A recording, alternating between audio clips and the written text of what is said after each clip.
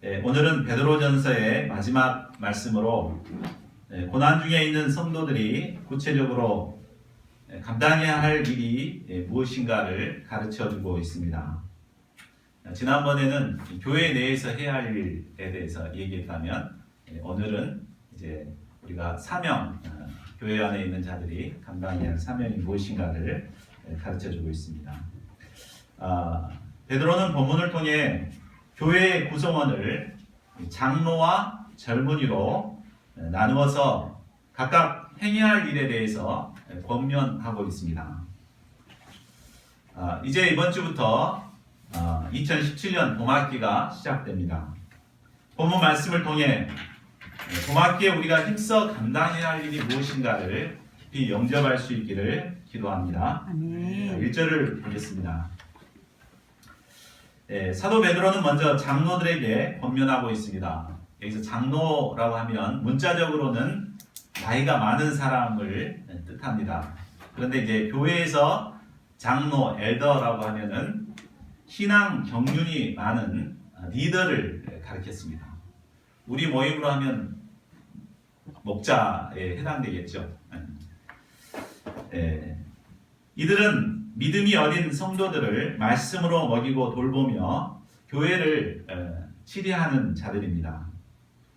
베드로 역시도 이 장로 그룹에 속했습니다.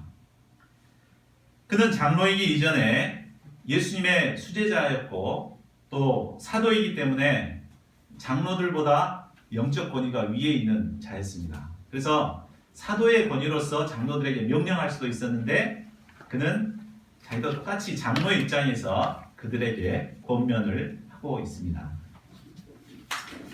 그런데 베드로는 장로들에게 권면하기 전에 먼저 장로들이 어떤 자인가 그 정체성에 대해서 말해주고 있습니다.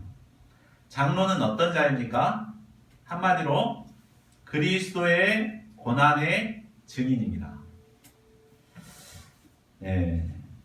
그리스도의 고난의 증인이 되려면 어떻게 해야 됩니까?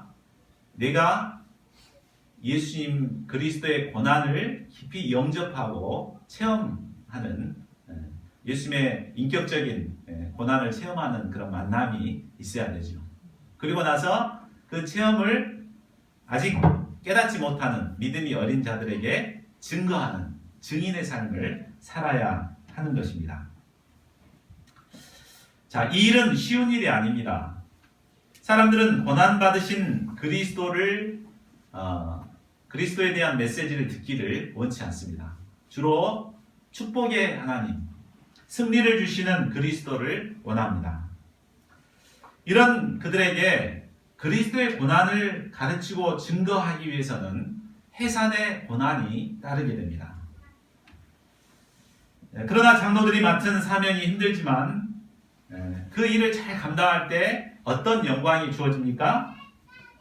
나타날 영광에 참여할 자니라.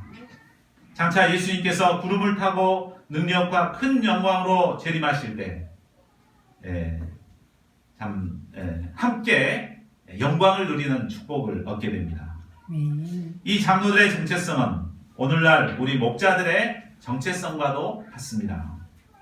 우리 목자들은 그리스도의 고난의 증인들입니다. 그리고 그리스도의 고난의 증인으로 살기가 힘들지만 결국 장차 예수님이 나타나실 때 함께 영광을 얻을 자들입니다. 아멘. 저희가 이 목자로서의 정체성을 분명히 영접하고 그 고난의 증인들로 그리스도의 고난의 증인들로 살아갈 수 있기를 기도합니다. 아멘. 그러면 그리스도의 고난의 증인으로 살기 위해서 구체적으로 어떤 삶을 살아야 할까요? 2절 상반절을 보십시오. 너희 중에 있는 하나님의 양 무리를 치래. 자, 이 말씀은 장로들의 주된 사명이 바로 하나님의 양 무리를 치는 것임을 말해줍니다. 교회에서의 장로들, 우리 목자들이 해야 할 일은 많습니다. 교회 이제 찬양도 해야 되고 모임도 섬겨야 되고 기도도 해야 되고 또 일용할 양식 모임도 해야 되고 여러 가지 모임도 해야 되고 말씀 공부도 해야 되고 할 일이 참 많지만 무엇보다도 장로들, 목자들이 해야 할 일은 바로 양무리를 치는 것이어야 한다는 말입니다.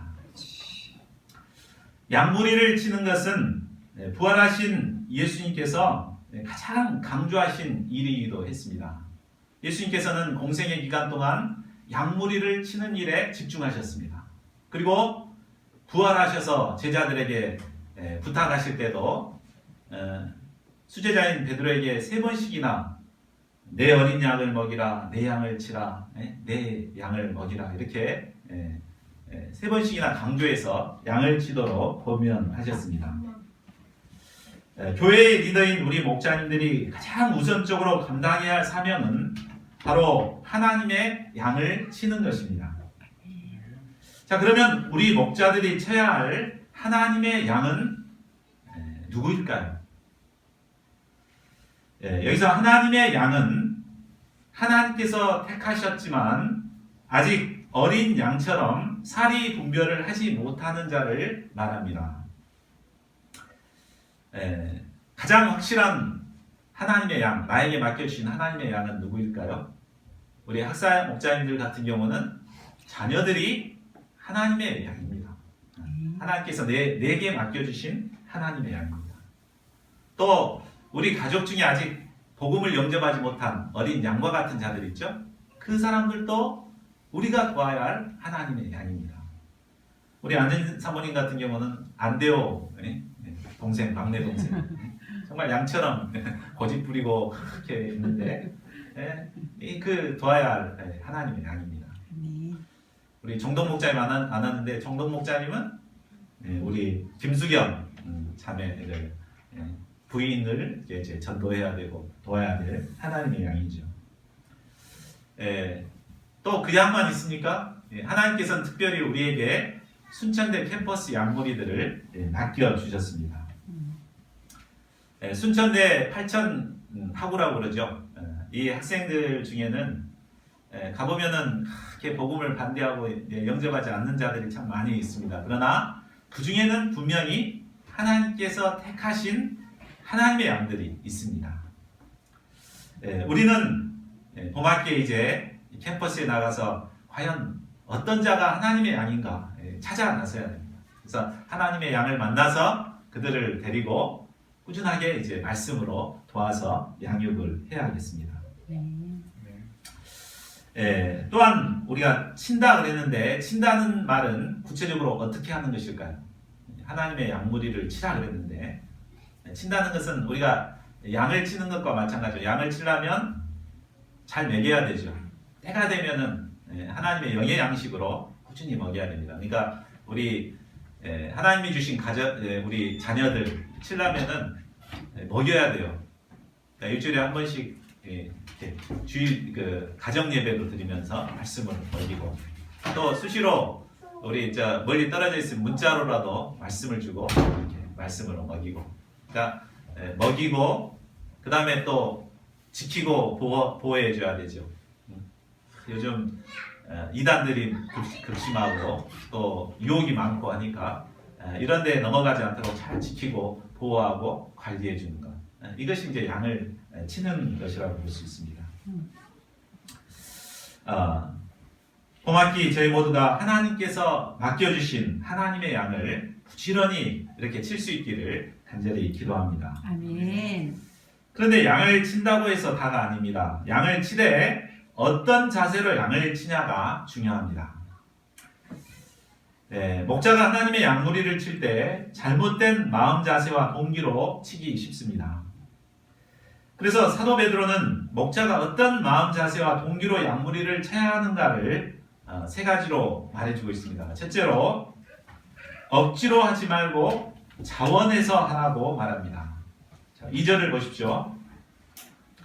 억지로 하지 말고 하나님의 뜻을 따라 자원함으로 하며 목자는 양무리를 칠 때 체면 때문에 혹은 목자님이 하라고 하니까 마지못해 억지로 하기 쉽습니다. 내가 하나님 앞에 결단했으니까 마지못해서 억지로 이렇게 하기 쉽습니다. 그러나 이렇게 억지로 하게 되면 어떻게 됩니까? 나도 힘들고 도움을 받는 양도 부담스럽고 힘들게 됩니다. 이렇게 하면은 목자 생활하면서도 은혜가 없습니다. 이렇게 목자 생활이 천근만근 무거운 짐을 지고 살아가는 것처럼 고난의 연속이 됩니다. 베드로는 우리에게 하나님의 뜻을 따라 자원함으로 양을 치라고 말합니다. 아멘. 이 말은 양을 치는 근거가 바로 하나님의 뜻에 있어야 함을 말해줍니다. 내가 해야지 이게 아니고 목자님이 해라 그러니까 어쩔 수 없이 하는 게 아니고 하나님께서 원하시기 때문에 하나님께서 나에게 주신 사명이기 때문에 이 하나님의 뜻이기 때문에 감당하는 거죠. 또 그렇게 하나님의 뜻을 영접하게 될 때 우리가 이제 자원하는 마음이 들게 됩니다. 그래서 자원함으로 감당하라는 말입니다. 무슨 일을 하든지 억지로 하거나 마지못해 하는 것과 영적인 소원을 가지고 자원해서 하는 것과는 차이가 나게 됩니다. 우리가 공부를 할 때도 그러죠. 내가 정말 하고 싶어서 공부하면 1시간 공부하면 굉장히 이렇게 많이 배우게 되는데 마지못해 그냥 1시간 앉아있으면 아무리 해도 뭐 남는 게 없습니다. 마찬가지죠. 우리가 양을 도울 때 정말 자원함으로 이렇게 감당하면 나도 은혜가 있고 기쁨이 있고 또 양들도 은혜를 받고 무럭무럭 자라나게 됩니다. 아멘. 하나님께서는 목자인 우리가 양을 치되 자원함으로 하나님의 뜻을 따라 치기를 원하십니다. 아멘. 제가 하나님의 뜻을 따라 자원함으로 양을 치는 목자들이 될 수 있기를 기도합니다. 아멘. 자, 둘째로 더러운 이득을 위하여 하지 말고 기꺼이 해라고 합니다. 당시 성도들은 자신을 영적으로 도와주는 목자님에게 감사의 마음으로 이렇게 말씀을 주고 신방을 와주고 이렇게 하면은 감사의 표시로 뭔가를 이렇게 드렸습니다. 저희 어머님도 어려서 보면은 항상 이렇게 농사에서 이렇게 좋은 거 다 골라가지고 목사님 모시고 막 드리고 이렇게 했거든요. 그것처럼 이렇게 섬겼죠. 이게 참 아름다운 모습이죠. 그런데 그 장로 입장에서 이렇게 목자 입장에서 이렇게 보면은 한 번, 두 번 이렇게 받다 보면은 정말 순수한 마음으로 이렇게 양을 돕기보다도 이제 그것을 바라는 마음으로 양을 돕기가 쉬운 것 같습니다. 바로 이것을 말하는 것입니다. 요즘은 아무리 열심히 양을 돕는다고 해도 양들이 이렇게 목자님 가르쳐 주셔서 고맙습니다 하고 이렇게 선물 주거나 이렇게 이런 사람들은 찾아보기 어렵습니다. 그러나 우리는 양을 치는 것을 가지고 은연중에 이것을 통해서 참 사람들에게 인정받고 자기 의를 쌓는 이런 마음을 갖기가 쉽습니다. 자, 바로 이것이 바로 더러운 이득을 위하여 양을 치는 것이라고 볼 수 있습니다. 이런 마음으로 양을 돕게 되면 양이 수단이 되어버립니다. 목자의 심정은 없이 양을 돕게 되고 그렇게 되면 양들이 굉장히 부담을 느끼게 되고 결국은 목자의 곁을 떠날 수밖에 없게 될 것입니다. 베드로는 우리가 양을 치되 기꺼이 하라고 말합니다. 기꺼이 하라는 것은 양을 위하는 순수한 동기와 소명감을 가지고 감당하라는 말입니다. 다시 말하자면 양을 수단으로 삼지 말고 목적으로 삼고 그 영혼을 위해 순수하게 양을 감당하는 목자들이 되라는 말입니다. 그렇게 할 때 양은 목자를 신뢰하게 되고 무럭무럭 잘 자라게 될 것입니다. 아멘. 셋째로 주장하는 자세를 하지 말고 양무리의 본이 되어야 합니다. 3절을 보십시오. 맡은 자들에게 주장하는 자세를 하지 말고 양무리의 본이 되라. 맡은 자란 원래는 내 것이 아니었는데 하나님의 것이었는데 잠시 맡고 있는 자라는 말입니다. 양은 내가 전도하고 내가 돕고 있다고 해서 내 양이 아닙니다. 바로 하나님께서 나에게 맡겨주신 양입니다. 아멘. 베드로는 양들에게 주장하는 자세를 하지 말라고 합니다.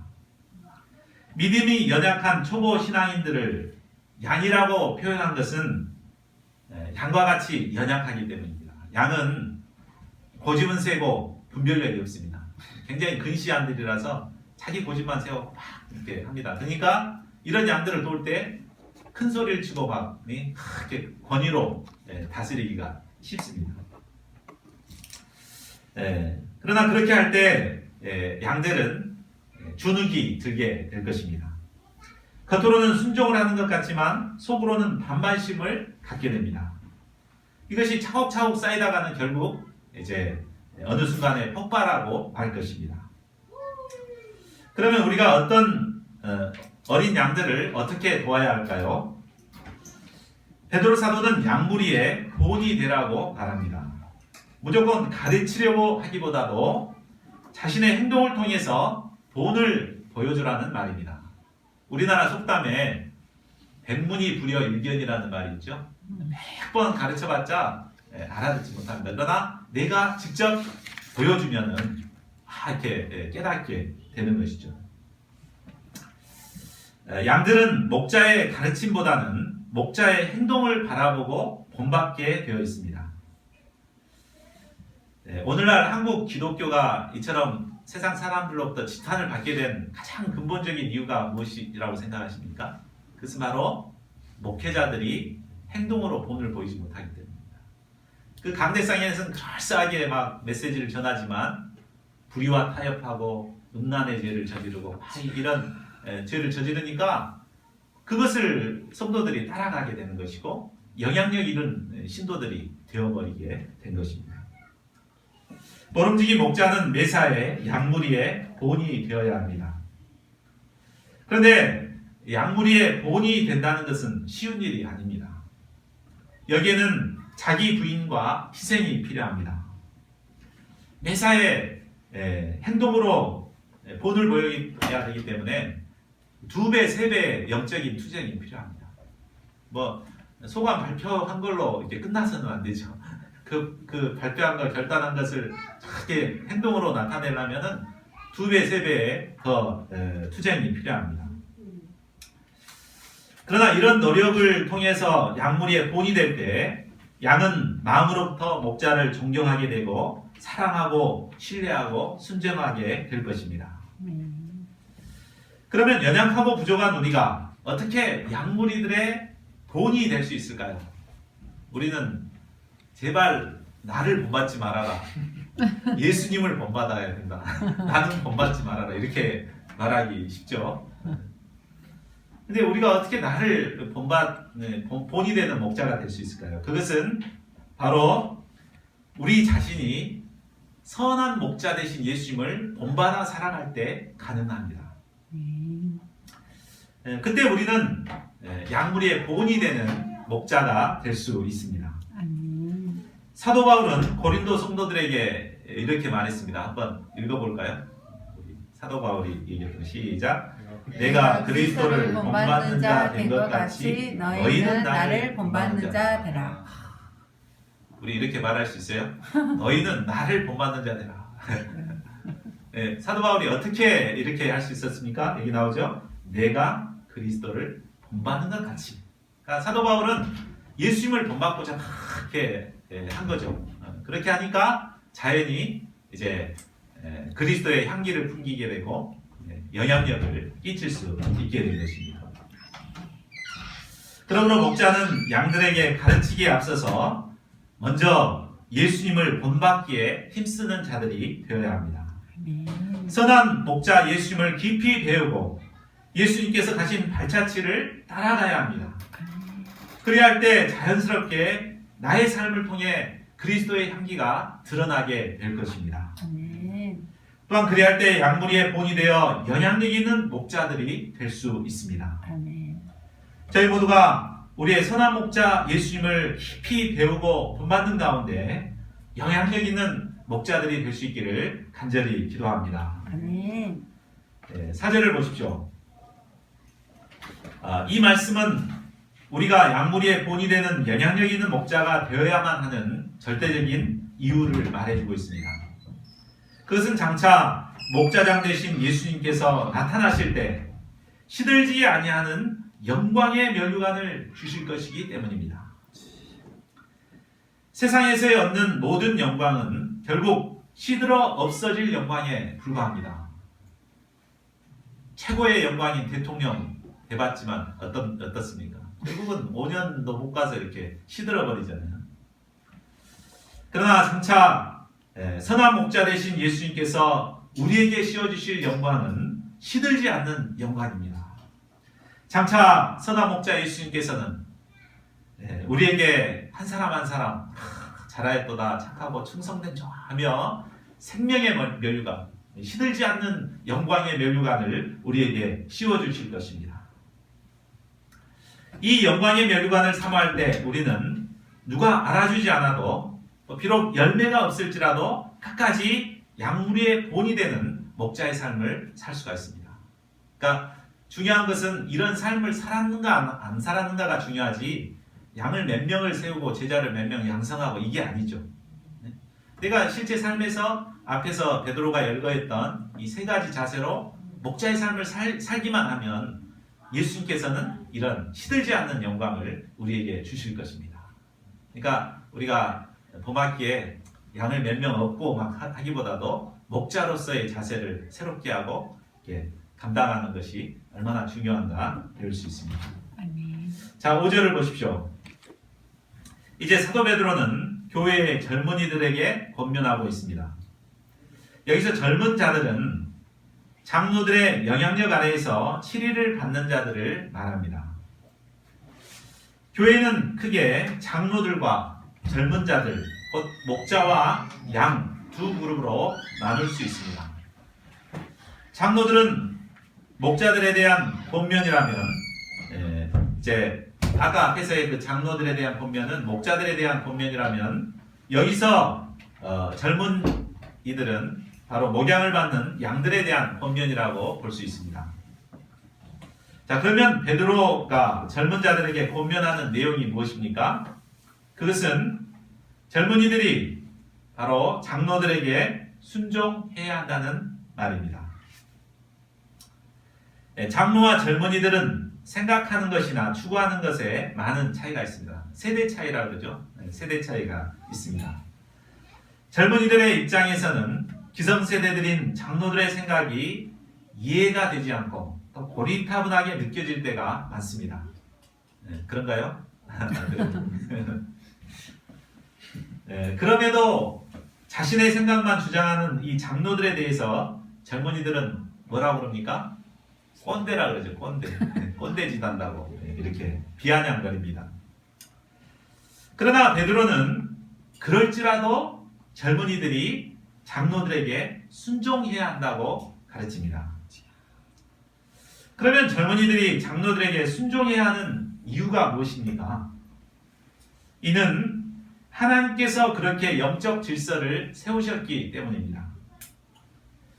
우리는 하나님이 세우신 질서에 따라 장로들에게 순종해야 합니다. 만일 순종하지 않게 되면 하나님의 세우신 영적 질서가 파괴되고 결국은 하나님과 올바른 관계성을 맺을 수가 없게 됩니다. 그러므로 우리는 자신의 신앙을 위해서라도 장로들에게 순종해야겠습니다. 젊은이들이 장로들에게 순종하기 위해서 필요한 것은 바로 겸손으로 허리를 동이는 것입니다. 그런데 문제는 우리 인간은 본성적으로 교만해서 겸손할 수가 없다는 것입니다. 머리로는 겸손해서 순종해야 되겠지, 겸손하게 순종해야 되겠다 이렇게 다짐하지만 막상 나의 생각과 이해되지 않는 이렇게 명령을 하거나 이 얘기를 하면은 도저히 마음으로부터 받아들이지 않고 정죄하고 판단하게 됩니다. 그래서 나름대로 순종할 수 없는 이유를 대가지고 결국은 순종하지 않게 됩니다. 자, 이런 우리가 어떻게 겸손할 수 있을까요? 6절을 보십시오. 앞부분 한번 읽어볼까요? 그러므로 시작. 그러므로 하나님의 능하신 손 아래서 겸손하라. 어떻게 겸손하라고요? 하나님의 능하신 손 아래서 겸손하라. 자, 이 말씀은 우리가 하나님의 주권을 의식할 때 겸손해질 수 있음을 말해줍니다. 사실 교만한 자들, 자기 나름대로 판단하고 불순종하는 자들의 마음을 들여다보면은 하나님에 대한 생각은 전혀 없습니다. 그래서 오로지 자기 중심적인 생각을 하게 되죠. 그래서 결국은 이제 나름대로 판단하고 불순종의 열매를 맺게 되는 것입니다. 그러나 하나님의 능하신 손을 의식하는 사람은 어떻습니까? 하나님의 권유 앞에 겸손히 자신의 생각을 내려놓고 순종하게 됩니다. 하나님은 교만한 자를 대적하시고 겸손한 자에게 은혜를 주시고 또 때가 되면 겸손히 순종하는 자를 높여주십니다. 아멘. 우리를 낮추시고 높으시는 분은 사람이 아니라 하나님이십니다. 이 하나님을 의식할 때 우리는 어떤 상황에서도 겸손히 순종하며 살아갈 수 있습니다. 아멘. 자, 7절을 보십시오. 베드로가 순종을 이야기하다가 갑자기 염려를 이야기하는 것은 결국 순종하지 못하는 이유가 염려에 있음을 말해줍니다. 우리는 자신의 생각을 내려놓고 순종하다 보면 내가 원치 않는 잘못된 길로 가게 될지 모른다는 염려를 하게 됩니다. 예를 들어 믿음의 결혼을 해야 되겠다 이렇게 결단을 하지만 막상 목사님이 내가 전혀 이렇게 마음에도 안 드는 동역자하고 이렇게 결혼해라 그러면 어쩔까 이런 이제 염려를 하게 돼서 결국은 이제 순종을 하지 못하게 됩니다. 그러나 하나님을 믿는 신자라면 이런 염려를 주님께 다 맡겨야 합니다. 하나님께서는 우리의 생사화복을 주관하시는 분이십니다. 그렇죠? 만약에 목자가 잘못된 방향을 두면 하나님 가만히 있겠습니까? 하나님께서 바꾸십니다. 우리가 이 하나님을 믿을 때 우리가 염려하지 않고 순종할 수가 있게 되는 것입니다. 하나님께서는 우리의 머리털까지도 다 세신다고 했습니다. 우리에게 가장 우리를 잘 아시고 우리에게 가장 필요한 것을 주시는 하나님이십니다. 우리가 이 하나님을 믿을 때 모든 염려를 하나님께 맡길 때 마음으로부터 순종할 수 있습니다.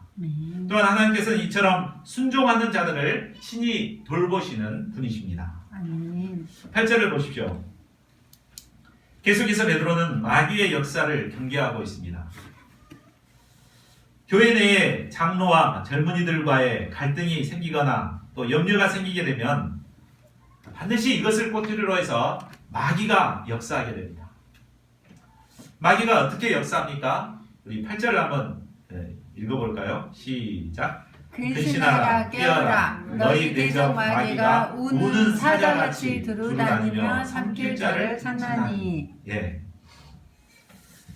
우리 신자들은 하나님의 살아계심을 믿어야 하지만 마귀의 존재도 알아야 합니다. 마귀는 하나님의 사람을 상처버리고자 우는 사자처럼 그렇게 소리를 지르며 역사합니다. 그러다가 그렇게 살펴보고 있다가 동역자에게 상처를 받거나 힘들어진 사람이 있으면 여지없이 달려가서 삼켜버립니다. 그러면 우리가 마귀에게 잡혀먹지 않기 위해서는 어떻게 해야 할까요? 첫째로는 근신하고 깨어 있어야 합니다. 근신한다는 것은 자신을 절제하는 삶입니다. 육신의 본성대로 또 하고 싶은 것 다 하면서 살게 되면 마귀가 접근하는 것도 전혀 깨닫지 못하고 그냥 무방비 상태로 공격을 당할 수밖에 없습니다. 그러나 자신을 절제하고 근신하고 깨어있는 자들에게는 마귀가 틈타지 못합니다. 깨어있는다는 것은 이제 근신한다는 것은 자신을 절제한다는 것입니다. 또 깨어있는다는 것은 마치 불침번 서는 병사가 깨어서 지키는 것을 말합니다. 이처럼 자신을 절제하고 깨어있을 때 마귀는 역사할 수가 없습니다. 둘째로 믿음을 굳건하게 하여 마귀를 대적해야 합니다. 9절 상반절입니다. 마귀는 강교하기 때문에 우리의 힘과 지혜로는 도저히 이길 수 없습니다. 그런데도 마귀가 주는 생각을 끌어안고 참 이 말도 일리가 있다. 한번 대화 좀 해보자 하고 주거니 받거니 이렇게 대화하다 보면 결국 어떻게 됩니까? 마귀의 시험에 넘어갈 수밖에 없습니다. 그러므로 마귀의 역사에 오는 것을 우리가 느끼게 되면 이제 믿음에 굳게 서서 이 마귀의 생각을 대적해야 됩니다. 이런 생각이 딱 들어오면은 사탄아 물러가라, 마귀야 물러가라며 나세렛 예수 이름 번째로 이렇게 물리쳐야 합니다. 야고보 선생님은 야고보서 4장 7절에서 이렇게 말했습니다. 마귀를 대적하라. 그리하면 너희를 피하리라. 그러니까 우리가 무분별하게 받아주니까 마귀가 역사를 하는 것이지, 내가 대적만 해버리면 마귀는 떠날 수밖에 없는 것입니다. 자, 셋째로 우리 형제들도 나와 동일한 고난을 받고 있음을 알아야 합니다. 우리는 마귀의 시험을 받을 때 나만 힘든 고난을 받고 있다고 생각하기 쉽습니다. 그럴 때 피해의식이 들고 마귀의 시험에 넘어가기 쉽습니다. 그러나 마귀는 나만 역사하는 게 아니라 많은 믿음의 형제들도 유혹하고 또 그것을 이겨내기 위해서 힘든 투쟁을 합니다. 뭐 목회자라고 해서 마귀가 역사하지 않을 것 같습니까? 다 이렇게 역사를 하는 거죠. 그러나 모두가 믿음으로 투쟁을 통해서 이기고 승리를 합니다. 자, 우리 동역자들도 다 이렇게 믿음의 승리를 하고 있다는 사실을 우리가 알 때 힘을 얻고 위로를 얻고 또 우리도 싸워서 승리할 수가 있게 되는 것입니다. 자, 이제 베드로는 결론을 맺고 있습니다. 우리 10절 말씀 같이 한번 읽어보겠습니다. 시작. 모든 은혜의 하나님 곧 그리스도 안에서 너희를 부르사 자기의 영원한 영광에 들어가게 하시니가 잠깐 고난을 당한 너희를 친히 온전하게 하시며 굳건하게 하시며 강하게 하시며 너를 견고하게 하시리라. 예. 우리는 내가 당하는 고난을 생각할 때 감당할 수 없이 크고 영원할 것처럼 여겨집니다. 그러나 베드로는 우리가 당하는 고난을 잠깐이라고 말합니다. 장차 우리가 누리게 될 영원한 하나님의 영광을 생각하면 이 땅에서 당하는 고난은 잠깐밖에 되지 않습니다. 그런데 하나님께서는 이 잠깐의 고난을 통해서도 우리를 훈련하시고 연단하십니다. 우리를 온전하게 하시며 굳건하게 하시며 강하게 하시며 털을 견고하게 하십니다. 아멘. 우리가 받는 고난은 잠깐이지만 장차 우리가 누리게 될 영광은 영원한 것입니다. 아멘. 그러므로 우리는 잠깐 주어지는 이 고난을 힘들어하기보다 고난을 통해서 우리를 온전히 빚어가시는 하나님을 깨닫고 하나님께 영광 돌리는 삶을 살아야겠습니다. 아멘. 자, 결론을 맺겠습니다. 이제 이번 주부터 2017학년 봄학기가 시작됩니다. 하나님께서는 순천대 캠퍼스에 있는 하나님의 양들을 우리에게 맡겨주셨습니다. 캠퍼스 양들은 갈수록 영적인 소원이 사라져가는 것처럼 보입니다. 그러나 이런 시대 가운데도 분명히 하나님께서는 이 캠퍼스에 하나님의 양들을 남겨놓으셨습니다. 아멘. 우리가 봄학기에 해야 할 일은 바로 8천 학우들 중에서 과연 누가 하나님의 양인가 찾아야 되겠습니다. 아멘. 그리고 이 양들을 쳐야 되겠습니다. 아멘. 올 봄학기 하나님의 양들을 찾고 또 양들을 치는 역사가 저희 가운데 흥황하게 일어나기를 간절하게 기도합니다. 아멘. 2절 3절 같이 읽고 기도하는 시간을 갖겠습니다. 시작. 너희 중에 있는 하나님의 양무리를 치되 억지로 하지 말고 하나님의 뜻을 따라 자원함으로 하며 더러운 이득을 위하여 하지 말고 기꺼이 하며 맡은 자들에게 주장하는 자세를 하지 말고 양무리의 본이 되라. 하나님께서는 우리 한 사람 한 사람을 이 시대의 목자들로 세우셨습니다. 봄학기 우리가 캠퍼스 가운데 양을 치는 역사를 이루고자 결단하는 시간이 되었으면 좋겠습니다. 하나님의 양들을 찾을 수 있도록 또 하나님의 양들을 칠 수 있도록 가장 가까이 있는 우리 가족들 믿지 않는 자들을 하나님의 양 삼아서 칠 수 있도록 우리가 결단하는 시간이 되었으면 좋겠습니다. 홍성으로 기도하겠습니다. 하나님 아버지 주님께서